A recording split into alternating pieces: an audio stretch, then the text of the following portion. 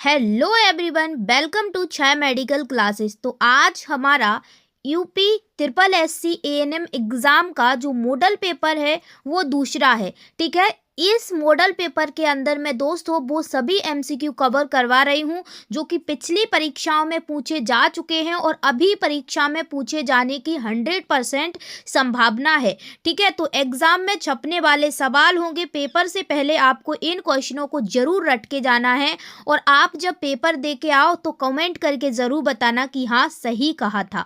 ठीक है, और क्वेश्चन हिंदी एंड इंग्लिश दोनों लैंग्वेज में होंगे तो किसी को कोई भी प्रॉब्लम क्रिएट नहीं होगी।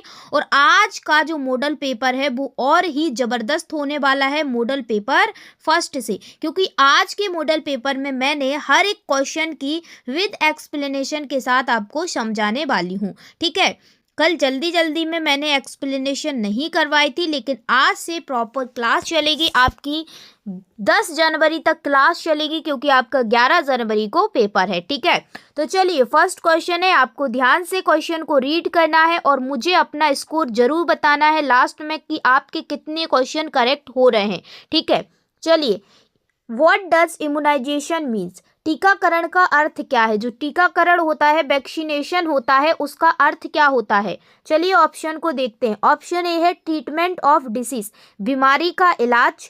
दूसरा है prevention of disease by vaccine, टीके द्वारा बीमारी से बचाव। तीसरा है डायग्नोसिस ऑफ डिसीज, बीमारी की जांच। और चौथा है न्यूट्रिशन सप्लाई, पोषण देना। तो देखिए याद रखना, इम्यूनाइजेशन का मतलब होता है कि बीमारी का इलाज तो होता है, ये तो सभी को पता है, लेकिन किसके द्वारा होता है? टीके द्वारा बीमारी से बचाव। ठीक है, तो ये ऑप्शन सही ना हो के दूसरा ऑप्शन सही होता, क्योंकि हम वैक्सीन के द्वारा किसको? बीमारी को बचाते हैं। ठीक है, तो यहाँ पे करेक्ट आंसर हो जाएगा ऑप्शन बी। चलिए देखिए, इसकी एक्सप्लेनेशन आप लोग समझ लीजिए, मैंने यहाँ पे रखी है।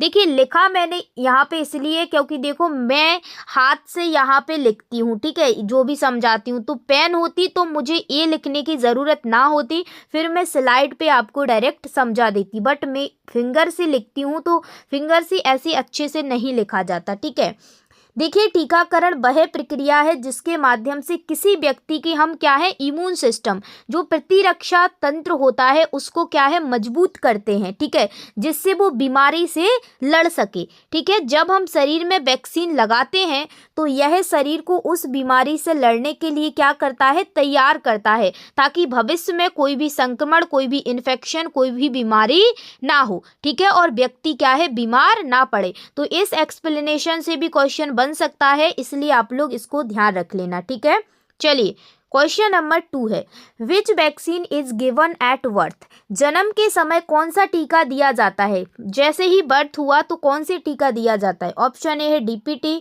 ऑप्शन बी है मीजल्स, ऑप्शन सी है बीसीजी, ऑप्शन डी है टीटी। तो याद रखना, जन्म के समय जो टीका दिया जाता है उसे हम बीसीजी बोलते हैं। ठीक है, चलिए इसकी एक्सप्लेनेशन समझाती हूँ। देखिए जन्म के समय, ठीक है, एट बर्थ 3 टीके दिए जाते हैं। कितने टीके दिए जाते हैं? 3 टीके। एक क्वेश्चन बन सकता है, याद रख लेना। ठीक है, देखिए कौन कौन से दिए जाते हैं। सबसे पहला है बीसीजी, इसका फुल फॉर्म याद रख लेना, आ सकता है बैसिलस कैलमेट ग्यूरिन। क्या होता है? Bacillus Calmette Guérin. यह किससे बचाव के लिए दिया जाता है? ट्यूबरकुलोसिस यानी कि टीबी। ठीक है, तो यहाँ से एक क्वेश्चन 3 पूछा जा सकता है, बेसिलस का फुल फॉर्म पूछा जा सकता है 2 क्वेश्चन, यहाँ पे ट्यूबरकुलोसिस 3 क्वेश्चन, यहाँ से बहुत सारे क्वेश्चन बन सकते हैं। ठीक है, तो इनको याद रख लेना। इसके बाद दूसरा है OPV0, ठीक है, जिसका फुल फॉर्म होता है ओरल पोलियो वैक्सीन। ये किससे बचाव करता है? पोलियो से। ठीक है, और 0 डोज दिया जाता है जन्म के समय। इसके बाद होती है दोस्तों नेक्स्ट वैक्सीन, जिसका नाम है हेपेटाइटिस बी। ठीक है, ये भी बर्थ के समय दी जाती है और ये किससे बचाव करती है? हेपेटाइटिस बी संक्रमण से क्या करती है? प्रोटेक्शन करती है, सुरक्षा करती है। आई होप आप सभी लोगों को अच्छे से क्लियर हो गया होगा। आगे बढ़े, चलिए क्वेश्चन नंबर 2 है, क्या पूछा है? ध्यान से रीड करो।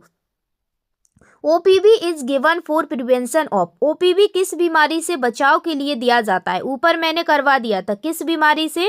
पोलियो से। ठीक है, तो यहाँ पे करेक्ट आंसर हो जाएगा ऑप्शन वी। देखिए क्या होता है, देखिए होता क्या है, थोड़ा और समझ लीजिए। ओरल पोलियो वैक्सीन ठीक है, ये किससे बचाव के लिए दी जाती है? पोलियो से। देखिए हम इसे एक क्वेश्चन भी एक बार आया था, 2 बूंद जिंदगी की हम किसे कहते हैं? पोलियो वैक्सीन को। ठीक है, ये क्वेश्चन बन सकता है, याद रख लेना। ठीक है, यह बच्चों को किससे? पोलियो यानी पोलियोमाइलाइटिस से बचाव करता है। ये क्वेश्चन भी एक बार आया गया था, ये क्वेश्चन याद रख लेना। जैसी गंभीर और अपंग बनाने वाले रोग से बचाने के लिए मुंह के माध्यम से दिया जाता है। ये याद भी रख लेना, किसके माध्यम से? मुंह के यानी माउथ के थ्रू दिया जाता है। तो यहाँ से देखिए कितने क्वेश्चन बन सकते हैं? 1 क्वेश्चन, 2 क्वेश्चन, 3 क्वेश्चन, 4 क्वेश्चन बन सकते हैं। ठीक है, मैं आपको सब कुछ बताते जा रही हूँ। ये मॉडल पेपर ज़बरदस्त होने वाले हैं।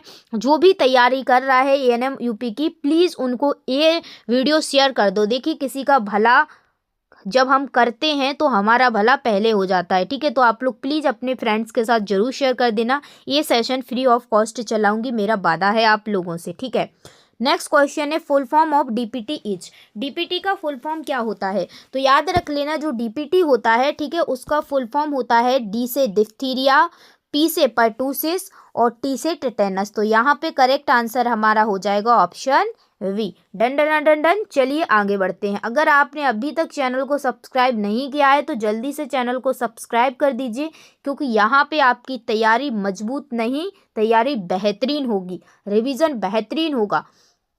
देखिए डीपीटी वैक्सीन बच्चों को 3 गंभीर रोगों से बचाव के लिए दी जाती है। ठीक है, 3 गंभीर, ठीक है, डिसीज से बचाव के लिए दी जाती है। पहली है डिप्थीरिया।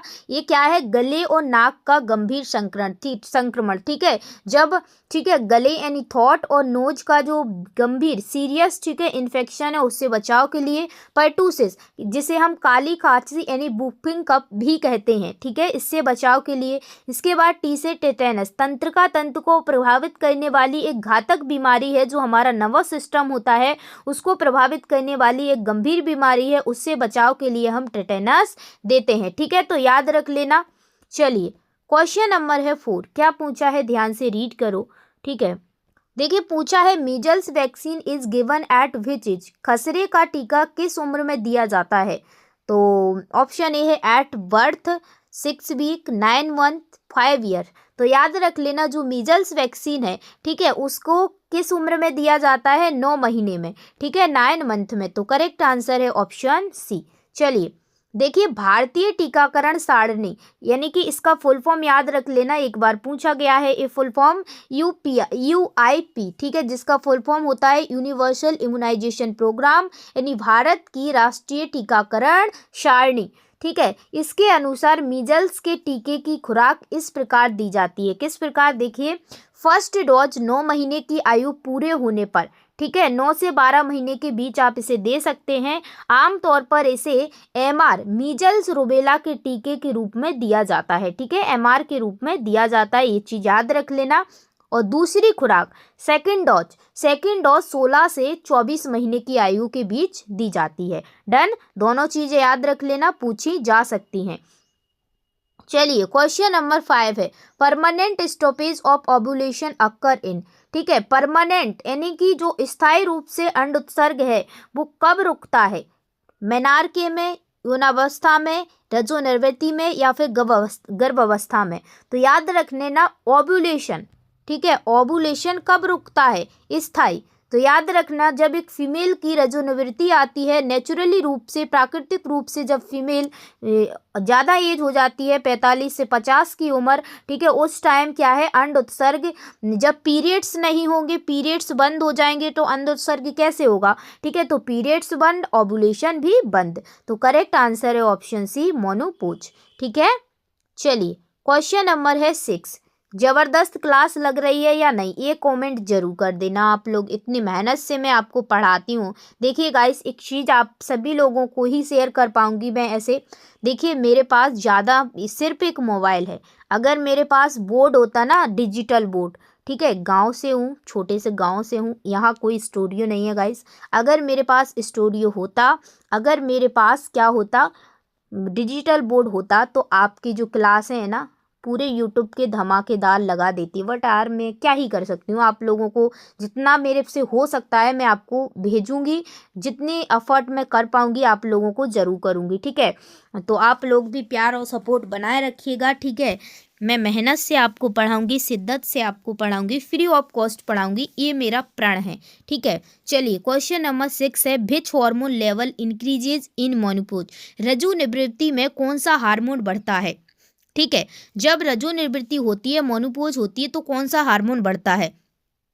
तो याद रख लेना, जो हार्मोन बढ़ता है वो बढ़ता है FSH hormone, follicle stimulating hormone. तो करेक्ट आंसर है ऑप्शन सी। चलिए नेक्स्ट क्वेश्चन है, क्वेश्चन नंबर है 7। क्वेश्चन चाहे कम हो लेकिन आपको समझ में आना चाहिए। क्वेश्चन नंबर 7 है, pentavalent vaccine protects against many disease. यहाँ पे पूछा गया है कि पेंटावेलेंट वैक्सीन कितनी बीमारियों से बचाव करती है। तो पेंटा मतलब होता है 5, तो कितनी 5 बीमारियों से बचाव करती है। कौन कौन सी होती है आइए बता देती हूँ। देखिए, पेंटावेलेंट वैक्सीन एक 5 in 1 टीका है। ठीक है, 5 in 1 टीका है, ये भी याद रख लेना, आ सकता है, जो बच्चों को 5 घातक, ठीक है, 5 गंभीर बीमारियों से एक साथ सुरक्षा करती है। ठीक है, एक साथ सुरक्षा करती है। ठीक है, याद रख लेना। पहली है डिफ्थीरिया, दूसरी है पर्टूसिस जिसे हम काली खांसी वूपिंग कफ बोलते हैं, तीसरी है टेटेनस, और चौथी है हेपेटाइटिस वी। ठीक है, और पांचवी है HIV जिसे हम हीमोग्लोबिन इन्फ्यूजा टाइप बी बोलते हैं। यह निमोनिया और मेनिंजाइटिस यानी दिमागी बुखार होता है जो उसका, ठीक है, दिमागी बुखार का कारण बनता है। ठीक है, तो याद रख लेना ये HIV। ठीक है, तो आई होप आप सभी लोगों को समझ में आ गया होगा कि पेंटावायलेट वैक्सीन कितनी 5 बीमारियों से एक साथ रक्षा करती है, जिसमें कौन कौन सी आती हैं, diphtheria, pertussis, tetanus, hepatitis B और HIV। डन, चलिए आगे बढ़ते हैं। क्वेश्चन नंबर है 8। क्या पूछा है, ध्यान से रीड करो। Pentavalent vaccine does not protect against which disease. यहाँ पे पूछा गया है कि पेंटावेलेंट वैक्सीन किस बीमारी से बचाव नहीं करती। ऑप्शन ए है डिप्थीरिया, डिप्थीरिया से तो करती है, बी है पर्टूसिस, पर्टूसिस से भी करती है, सी है टेटेनस, टेटेनस से भी करती है, डी है पोलियो, यस पोलियो से नहीं करती है। ठीक है, नोट जरूर देखा करो आप लोग, बहुत सारे लोग होते हैं नोट नहीं देखते और लगा के आ जाते हैं चाय जोन, नहीं, आपको नोट देखना है। ठीक है, कि नोट पूछा है या यस पूछा है, तो यहाँ पे नोट पूछा है, तो उसने पोलियो से बचाव नहीं करती है, क्योंकि पोलियो के लिए हम अलग से वैक्सीन लगाते हैं ना। तो करेक्ट आंसर है ऑप्शन डी। देखिए होता क्या है, रंगीन रंगीन वर्ड्स में, प्यारे प्यारे वर्ड्स में आप तक शेयर कर रही हूँ गाइस। ठीक है, तो चलिए, पेंटावायलेंट वैक्सीन पोलियो से बचाव नहीं करती। ठीक है, याद रख लेना, पोलियो से बचाव नहीं करती है। पोलियो से सुरक्षा के लिए अलग से एक वैक्सीन है जिसे हम बोलते हैं OPV, oral polio vaccine. Vaccine की बूंदें पिलाई जाती हैं। इसमें क्या करते हैं, बूंदें, 2 बूंद जिंदगी की, ठीक है, 2 बूंद जिंदगी की, FIPV इनएक्टिवेट पोलियो वैक्सीन का इंजेक्शन भी लगाया जाता है। ठीक है, पेंटावायलेंट वैक्सीन केवल 5 बीमारियों से बचाव करती है। कौन कौन सी हैं, डिप्थीरिया, पर्टूसिस, हेपेटाइटिस बी और HIV। इसका फुल फॉर्म याद रख लीजिएगा। ठीक है, देखिए पढ़ाई को स्ट्रेस में मत पढ़िए, मज़ेदार तरीके से पढ़िए और आपको याद भी मज़ेदार तरीके से होगा। ठीक है, चलिए क्वेश्चन नंबर 9 है, is vitamin are given to children to prevent. बच्चों को विटामिन ए किससे बचाव के लिए दिया जाता है। तो याद रखना, विटामिन ए किससे बचाव के लिए, सभी को पता है, नाइट ब्लाइंडनेस जिसे हम रतौंधी बोलते हैं, किसकी कमी से, विटामिन ए की कमी से। विटामिन ए किस में घुलनशील है, वसा में या फिर जल में। तो याद रख लेना, ये फैट सॉल्युबल होता है, वसा में घुलनशील होता है। इसका रासायनिक नाम क्या होता है, रेटिनॉल होता है। ठीक है, तो जबरदस्त तरीके से याद रख लेना, 3 क्वेश्चन बन सकते हैं। फैट सॉल्युबल होता है, रेटिनॉल इसका नाम होता है। ठीक है, और बीमारी कौन सी होती है, नाइट ब्लाइंडनेस। डन, चलिए डन डन डन डन, एकदम मस्त। देखिए नाइट ब्लाइंडनेस आँखों के अन्य रोगों जैसे जीरोप्थोल्मिया से बचाव के लिए दिया जाता है। ठीक है, ये क्वेश्चन आ सकता है, और इम्यूनिटी को भी ये स्ट्रॉन्ग करती है।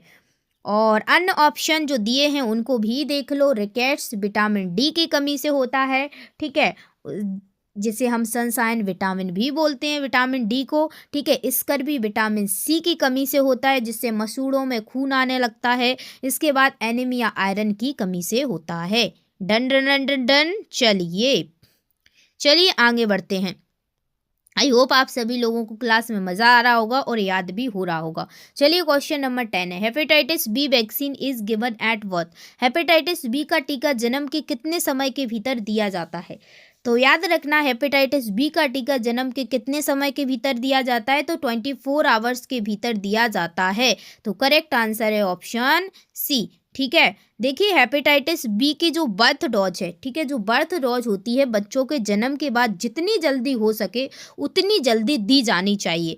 देखिए सरकारी और वैश्विक यानी WHO वर्ल्ड हेल्थ ऑर्गेनाइजेशन स्वास्थ्य मानकों के अनुसार इसे 24 घंटे के भीतर देना ही अनिवार्य है, ताकि माँ से बच्चे में होने वाला जो संक्रमण होता है, माँ से बच्चे में जो होने वाला इन्फेक्शन होता है, उसको इफेक्टिव तरीके से, प्रभावित तरीके से रोका जाए, ठीक है। यदि 24 घंटे बीत जाते हैं तो फिर इसे क्या करना चाहिए? पेंटावायलेट वैक्सीन के हिस्से के रूप में दिया जाना चाहिए, ठीक है। पेंटावायलेट वैक्सीन में होता है हेपेटाइटिस, उसके रूप में दिया जाना चाहिए। 6, 10 और 14 सप्ताह पर दिया जाता है, लेकिन बर्थ डोज का लाभ केवल पहले 24 आवर्स के भीतर ही मिलता है, याद रख लेना, ठीक है।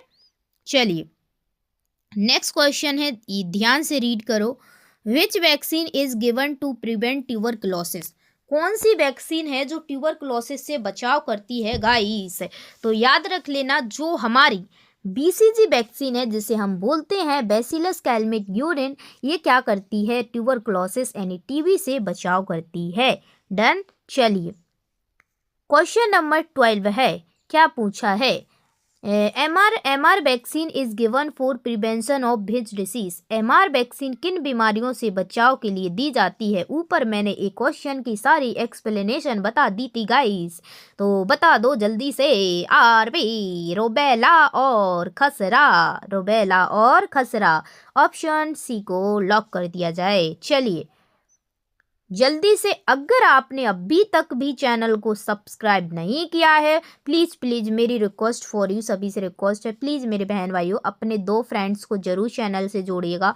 मैं बहुत मेहनत से पढ़ाती हूँ गाइस, मेरे पास इतना स्कोप नहीं है, इतना सोर्स नहीं है जितनी मैं मेहनत करके आप तो पढ़ाती। सिर्फ और सिर्फ मेरे पे मोबाइल है एक, ठीक है, मोबाइल है बस, और क्या है, मेरी ये लिख रही हूँ ना, ये फिंगर है, ठीक है। उसके बाद सब कुछ है, दिमाग है मेरा, दिमाग में जितनी पढ़ाई भरी है वो आपको भेजने की कोशिश करूँगी। कभी वो भी दिन आएगा, बस आप लोग प्यार और सपोर्ट बनाए रखिएगा। कभी वो भी दिन आएगा जब डिजिटल बोर्ड होगा और आपके सामने खड़ी होंगी बढ़िया बेहतरीन तरीके से। बस आप लोग प्यार, अपना सपोर्ट और बनाए रखिए, और मुझे आपसे कुछ नहीं चाहिए, आपसे फीस नहीं चाहिए, कुछ नहीं चाहिए, बस अपना प्यार और सपोर्ट बनाइए। मेरे ने ये वादा किया है कि इस चैनल पे, ठीक है, फ्री ऑफ कॉस्ट पढ़ाऊंगी, ठीक है। डन। तो आप लोग इतना तो कर सकते हैं अपनी बहन के लिए, ठीक है। चलिए क्वेश्चन नंबर 13 है, post menopausal period means. Post menopausal period का मतलब क्या होता है बच्चों? देखिए इसका मतलब होता है आफ्टर मोनोपोज, मोनोपोज के बाद, ठीक है। तो करेक्ट आंसर है ऑप्शन सी। मोनोपोज क्या होता है मैंने बता दिया, जब महिला की 45 से 50 साल की एज में पीरियड्स आना बंद हो जाते हैं तो उसे हम मोनोपोज बोलते हैं। डन। चलिए क्वेश्चन नंबर है 14, मोनोपोज मेनली अफेक्ट्स विच जेंडर? रजोनिवृत्ति किस में होती है? याद रख लेना, ये मेल में नहीं होती है, ठीक है ना, आप लगा के आ जाओ मेल में होती नहीं, फीमेल में होती है, फीमेल में होती है, फीमेल में होती है। ना ही बच्चों में होती है, ना ही दोनों में होती है, बल्कि फीमेल में होती है, ठीक है। चलिए आगे बढ़ते हैं। क्वेश्चन नंबर है 15, menopause is associated with which stage of life? जीवन का कौन सा चरण है जहाँ पे मोनोपोज होता है? देखिए ना तो बाल अवस्था है, ना तो किशोर अवस्था है, और ना ही प्रजनन अवस्था है, बल्कि मिडिल एज होती है, मध्य आयु होती है, ठीक है। बुढ़ापे से 1 नंबर पहले, 45 से 50 साल। डन। तो करेक्ट आंसर यहाँ पे है option D.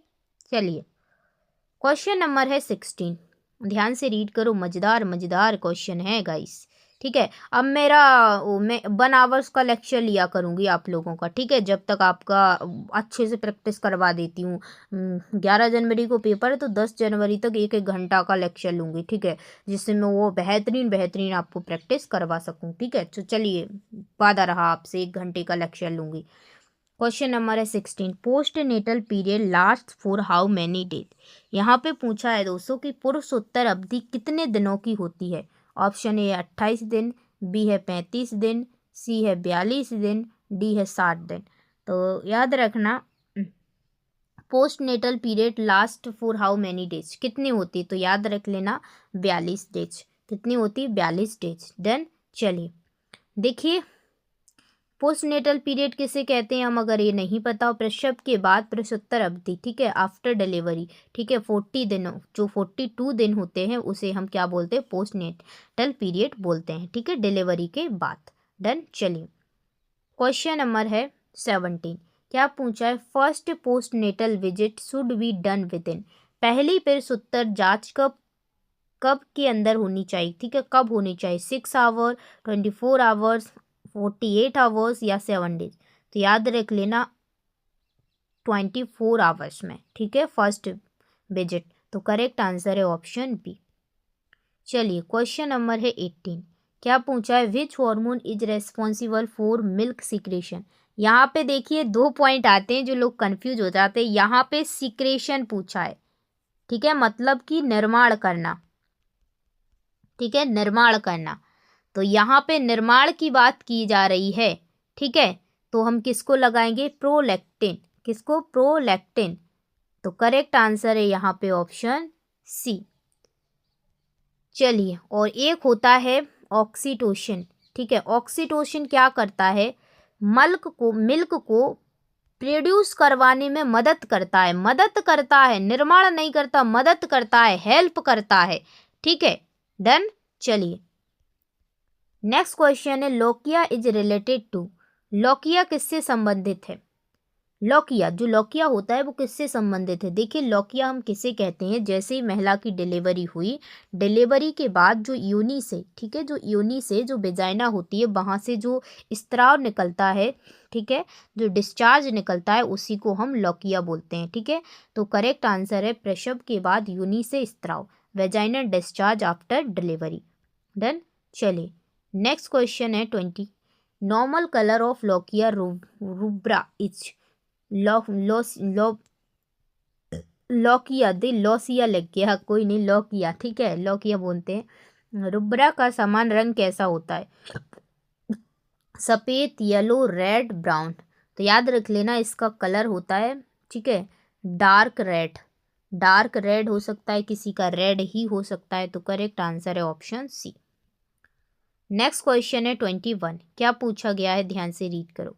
Newborn baby is defined as a baby up to. नवजात शिशु किस अवधि तक कहलाता है? न्यूबॉर्न हम कितनी उम्र तक कहते हैं बच्चे को? तो याद रख लेना वो कहते हैं 28 डेज तक, ठीक है, करेक्ट आंसर है ऑप्शन डी। नेक्स्ट क्वेश्चन है 22, क्या पूछा है? The normal birth weight of a newborn is. नवजात शिशु का समान वजन कितना होना चाहिए, ठीक है, नॉर्मल, ठीक है, तो याद रख लेना उसका जो वजन है नॉर्मल होना चाहिए 2.5 से 3.5 kg। तो बच्चा अच्छा है, हेल्दी है, ठीक है, तो करेक्ट आंसर है ऑप्शन सी। डन। चलिए क्वेश्चन नंबर है 23, क्या पूछा गया है? ध्यान से रीड कीजिएगा। क्या पूछा है? The first vaccine given at birth is. जन्म के समय दी जाने वाली पहली वैक्सीन कौन सी है? भाई ऊपर बता दिया था मैंने, जिसको ध्यान होगा तो वो बता देगा। B for ball, C for cat, G for goat, ठीक है, तो क्या? बकरी नहीं, बॉल, कैट और goat, B C G. Correct answer है C, bacillus Calmette Guerin. Question number है 24, Apgar score is assessed at. Apgar score कब आंका जाता है? तो याद रख लेना जो अवगार स्कोर होता है वो कब आंका जाता है? तो 1 minute and 5 minute after birth, जन्म के 1 या 5 मिनट के बाद इसे आंका जाता है। करेक्ट आंसर है ऑप्शन बी। ठीक है, देखिए होता क्या है, 1 मिनट पर जो अबगार स्कोर होता है वो बताता क्या है कि शिशु के जन्म की प्रक्रिया कितनी अच्छी हुई है। ठीक है, कितनी बेटर हुई है। 5 मिनट पर स्कोर बताता है, यह डॉक्टर को यह बताता है कि शिशु गर्भ के बाहर जो वातावरण होता है, क्योंकि देखिए वो हाल हाल आया हुआ है दूसरे वातावरण में, तो कितनी अच्छी तरह वो तालमेल बैठा पा रहा है, कितनी अच्छी तरह वो सरवाइव कर पा रहा है। ठीक है, डन। क्योंकि वो बिल्कुल अलग ज़िंदगी गुजार रहा होता है, इसलिए तो बीमारी होने के ज़्यादा चांसेस होते हैं। क्वेश्चन नंबर है 25, the normal body temperature of a newborn is. नवजात शिशु का जो समान बॉडी टेम्परेचर होता है वो कितना होता है। ठीक है, तो याद रख लेना वो होता है 36.5 से 37.5 डिग्री सेल्सियस। तो यहाँ पे करेक्ट आंसर हो जाएगा ऑप्शन सी। डन। चलिए, देखिए होता क्या है, यहाँ पे कुछ पॉइंटेज हैं जो समझ लीजिए, इनको आने की संभावना है भाई। सामान्य सीमा होती, नॉर्मल रेंज होती है 36.5 डिग्री सेल्सियस से 37.5 डिग्री सेल्सियस। फ़ारेनहाइट की बात की जाए तो इतना। ठीक है, इसके बाद लो ग्रेड फीवर। ठीक है, फ़ारेनहाइट की बात की जाए, ज़्यादातर सेल्सियस में ज़्यादा पूछा जाता है, तो आप लोग दोनों को याद रख लेना, ये कई बार क्वेश्चन पूछा गया है। ठीक है, तो हल्का बुखार 37.5 डिग्री सेल्सियस से 38 डिग्री सेल्सियस। ठीक है, बुखार की अवस्था, ठीक है, तो 38 से, ठीक है, 38 डिग्री सेल्सियस। ठीक है, मलाशय रेक्टल तापमान के अनुसार। ठीक है, किसके अनुसार, जो रेक्टल टेम्परेचर होता है उसके अनुसार। इसके बाद हाइपोथर्मिया। ठीक है, हाइपोथर्मिया, यदि तापमान 36 से, ठीक है, 36.5 डिग्री सेल्सियस है, ठीक है, 97.7 डिग्री फ़ारेनहाइट से कम हो जाए तो इसे शिशु के लिए खतरनाक माना जाता है, जिसे हम हाइपोथर्मिया बोलते हैं। ठीक है, डन। चलिए, नेक्स्ट क्वेश्चन है, breast feeding should be started with in how much time after birth. देखिए, जैसे ही बच्चे का जन्म हुआ है तो यहाँ पे पूछा गया है कि, ठीक है, कि कितने समय के भीतर क्या है ब्रेस्ट फीडिंग शुरू कर देना चाहिए। ठीक है, तो याद रख लेना कितने समय के भीतर डिलीवरी सॉरी ब्रेस्ट फीडिंग शुरू कर देना चाहिए। तो देखिए, अगर बच्चा नॉर्मल हुआ है, देखिए कंडीशन पर डिपेंड करता है। अगर बच्चा नॉर्मल हुआ है, बढ़िया मस्त हुआ है, तो 1 घंटे के भीतर आपको कर देना चाहिए। अगर डिलीवरी नॉर्मल नहीं हुई है, सजेरियन हुई है, ऑपरेशन से हुआ है, तो वो कंडीशन पर डिपेंड करता है कि बच्चा कैसा है। ठीक है, तो यहाँ पे करेक्ट आंसर हो जाएगा ऑप्शन ए। चलिए, क्वेश्चन नंबर है 27, first milk secreted after delivery is called. प्रसव के बाद निकलने वाले पहले दूध को क्या कहते हैं। तो देखिए, प्रसव के बाद जो गाढ़ा पीला दूध निकलता है, ठीक है, उसे हम कहते हैं, ठीक है, उसे हम कहते हैं कोलेस्ट्रम। क्या कहते हैं, कोलेस्ट्रम। यानी यहाँ पे option C is correct answer हो जाएगा। डन। चलिए, आगे बढ़ते हैं।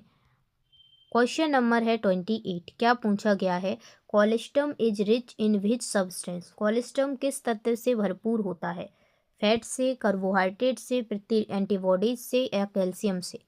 तो याद रख लेना, जो कोलेस्ट्रम होता है, ठीक है, वो एंटीबॉडीज से भरपूर होता है, इसलिए तो कहते हैं कि ये रोगों से रक्षा करता है। बच्चों को पहला गाढ़ा दूध माँ का जरूर पिलाना चाहिए। पहली एज में क्या होता था, माँ का पहला दूध निकाल के फेंक दिया जाता था। लोग बाग गाँव में करते थे कि बोलते थे ये छिका छिकाया दूध है, बेकार होता है, बट यही दूध कैसा होता है, अच्छा होता है। ठीक है, याद रख लेना। क्वेश्चन नंबर है 29, exclusive breast feeding is recommended for how long. केवल स्तनपान कितने समय तक कराने की सलाह दी जाती है। देखिए, आपको ब्रेस्ट फीडिंग 6 मंथ तक ओनली ब्रेस्ट फीडिंग कराना है, यहाँ तक कि पानी भी नहीं पिलाना है बच्चे को। ठीक है, याद रखना, अगर मिल्क नहीं निकल रहा है माँ का तो फिर मजबूरी होती है बाहर की चीज़ें खिलाना। ठीक है, बट आपका अगर अच्छा दूध निकल रहा है, सब कुछ हो रहा है, तो 6 महीने तक आपको कंटिन्यू ब्रेस्ट फीडिंग कराना है। ठीक है, आज का last question in this class. तो गाइस, आज हमारी क्लास 30 मिनट की हुई है। ठीक है, लेकिन कल हमारी क्लास 1 आवर की होगी। क्वेश्चन लेके आऊँगी मैं पूरे 40 सभी क्वेश्चनों की विथ एक्सप्लेनेशन। ठीक है, तो आज की क्वेश्चन 30 मिनट काफ़ी है। आज के जितने क्वेश्चन मैंने कवर करवाएं, प्लीज़ सभी क्वेश्चन रट लीजिए, बहुत बहुत बहुत इंपॉर्टेंट है। वैक्सीनेशन से मैंने क्वेश्चन करवाए, वैक्सीनेशन के क्वेश्चन आ ही जाते हैं। ठीक है, तो which hormone is responsible for milk ejection, वो अभी बताया था मिल्क एजेक्शन। मिल्क एजेक्शन मतलब कि दूध निकालने के लिए मदद कौन करता है? निर्माण में तो कौन होता है? ठीक है, निर्माण में नहीं पूछा है, निर्माण में नहीं पूछा है। निर्माण के लिए तो प्रोलैक्टिन होता है, बट यहाँ पे पूछा गया है कि मिल्क इजेक्शन के लिए तो वो होता है ऑक्सीटोसिन। करेक्ट आंसर है ऑप्शन डी। तो गाइस आज का मॉडल पेपर नंबर हमारा था कौन सा? 2। तो आज का मॉडल पेपर नंबर कैसा लगा प्लीज़ कमेंट में ज़रूर बताइए। मैं आपसे वादा करती हूँ कि आज के सेशन से ना आपको क्वेश्चन ज़रूर देखने को मिलेंगे, और आप लोग जब पेपर दे के आओ तो कमेंट करना। और मैं उम्मीद करूँगी जिस दिन आपका पेपर होगा मैं लाइव जुड़ूंगी आप लोगों से, तो आप लोग ज़रूर बताना कि मॉडल पेपर से कितने क्वेश्चन आपके हूबहू आए हैं। ठीक है, तो बस अपना प्यार और सपोर्ट बनाए रखिएगा। मैं आपके साथ हमेशा खड़ी हूँ, free of cost model paper दूंगी। अगर आपको इसकी पीडीएफ चाहिए तो कमेंट कर दीजिए, मैं आपको पीडीएफ भी फ्री प्रोवाइड कर दूंगी। मेरा क्या जा रहा है यार, नॉलेज बांटने से कम नहीं होती, ज़्यादा ही होती है। ठीक है, तो मेरे पास नॉलेज भरी है, बस स्कोप नहीं है, धीरे धीरे स्कोप होगा। आप लोग प्यार और सपोर्ट बनाए रखिएगा, मैं आपको ऐसे ही मेहनत से पढ़ाती रहूँगी। बस आप लोग अपना प्यार सपोर्ट बनाए रखिएगा। Thank you for this watching video and don't forget like share and subscribe. Bye, take care, love you all.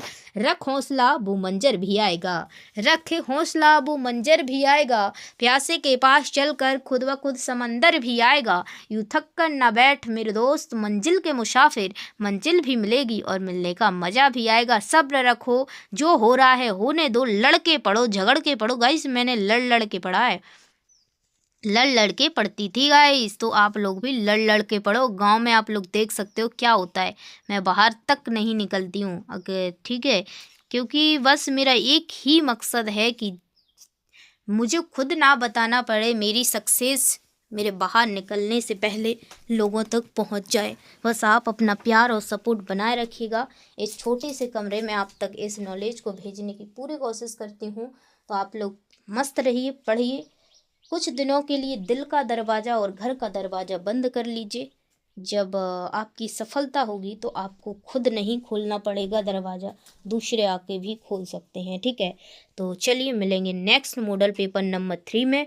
Please अपने दोस्तों को ज़रूर शेयर कर देना जिससे उन्हें भी बेनिफिट मिल सके free of cost. Love you all, मिलते हैं मॉडल पेपर नंबर 3 में।